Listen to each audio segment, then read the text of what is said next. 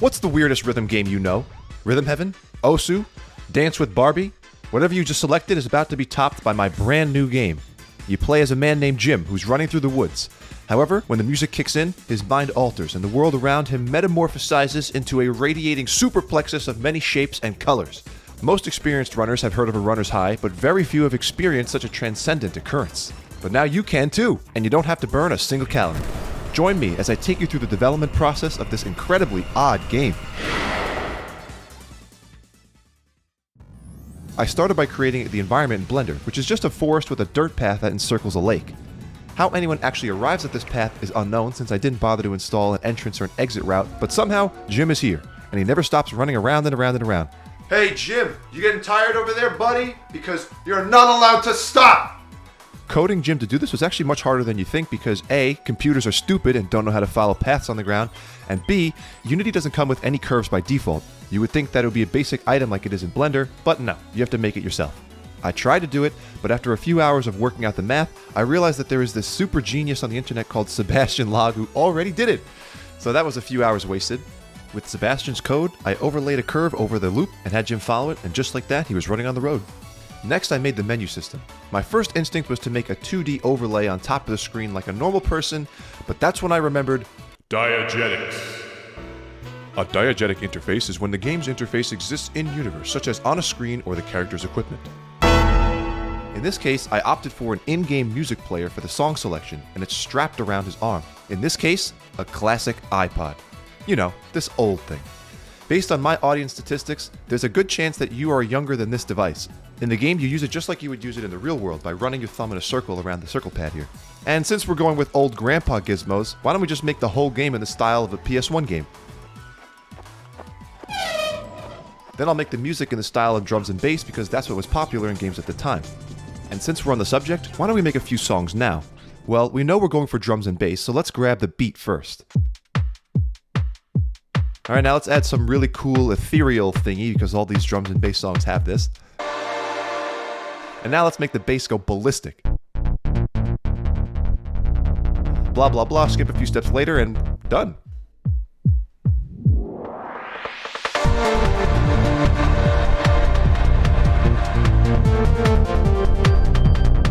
Oh, well that came out better than I expected. But is it a good running song? Let's test it.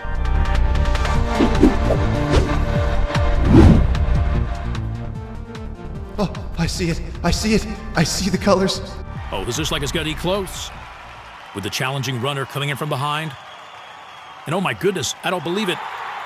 Eliud Kipchoge loses the marathon. Oh my God.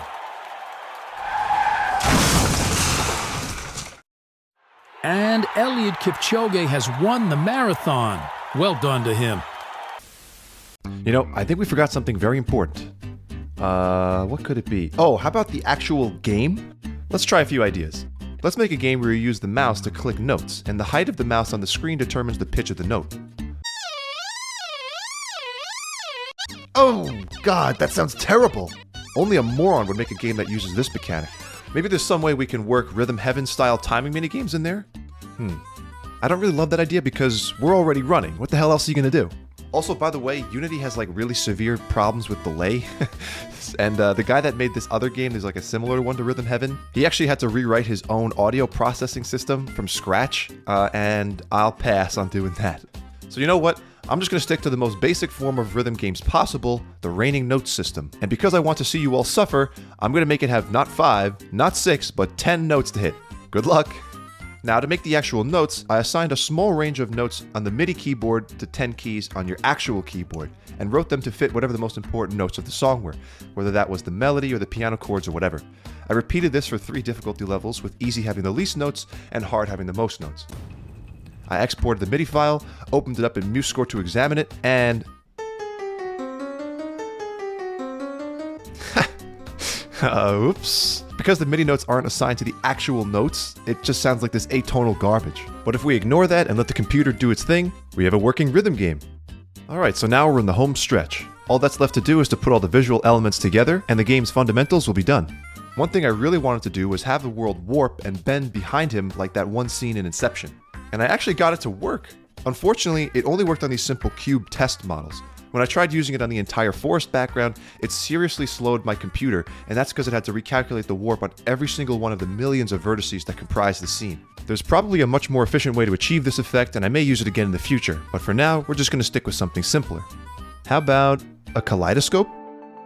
I found a kaleidoscope asset on the Unity Asset Store which seemed to work perfectly, but there was a huge problem. This cretin was trying to charge me $5 for it. What a ripoff! At these outrageous prices, I'll just make my own. Well, that only took 4 hours. All this was good and dandy, but I ran into a pretty serious bug when I tried overlaying Jim on top of it. Unfortunately, when you render images to a texture in Unity, there's no alpha channel, meaning there's no way to make the background transparent. So when I tried overlaying Jim, the skybox blocked the kaleidoscope. So here's what I did. I made the background for the camera that renders Jim a solid blue color. Then I made a custom chroma key shader which removes it and composites everything together. Basically a green screen, but for blue. And I couldn't use green because he has a lot of green on him. I did the same thing for the camera that renders the drum pads, and voila, it worked perfectly. The only thing left to do is write a few more songs. Drums and bass beat with an ethereal nonsense going on in the background.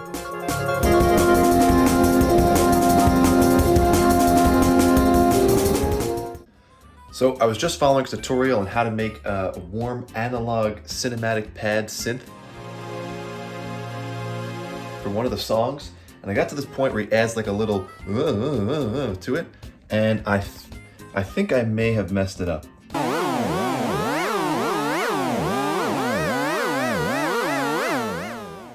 don't think that's right. But the third one I changed it up. I use Splice to find samples and loops for my music sometimes, and while I was looking around, I accidentally discovered that there are all kinds of little runs and doodads played by trumpets and sax sections. For example, and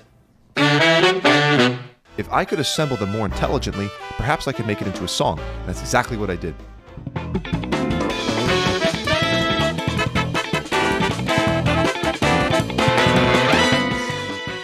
I think it came out pretty good. The last song was something of an experiment. I did extensive research, and by that I mean I asked ChatGPT if there are any rhythm games which are not in 4/4 time signature. For those of you musically challenged people, that basically means that there's some other number of beats in the measure other than 4. So like, this is what 4/4 sounds like. And this is what 7/8 sounds like. If the drummer knows what they're doing, time can get really wacky.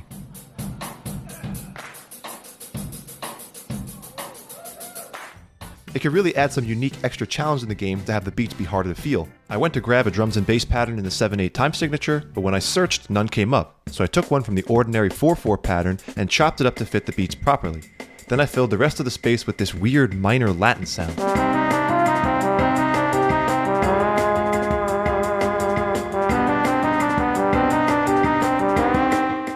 Good luck with that one. Now it's time for playtesting.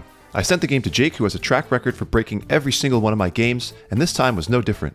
As a matter of fact, he destroyed this one without even touching it. What? Then, when we got to the difficulty selection, everyone opted for hard mode straight away, like true gamers. So hard? I have to move my chair. What the fuck? Okay. Use this many key. What the? Holy. I'm not a rhythm game guy. Oh no! Hard might have been too much confidence. But luckily, they adapted and overcame. Yes.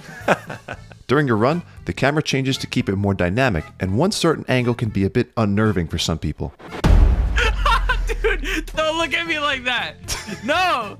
After a while, Jake started really getting into the music, and even came up with his own idea for improv. Any song can get made more hype by going ooga chaka to the 2 and 4 beat. Are you sure?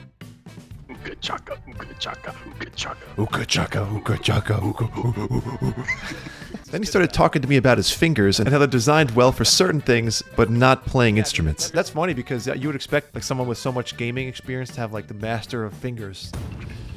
Alright, my fingers are good in specific places. Two common issues people were having was that they couldn't tell which key the notes were going to fall onto, so I made them match the colors instead of white.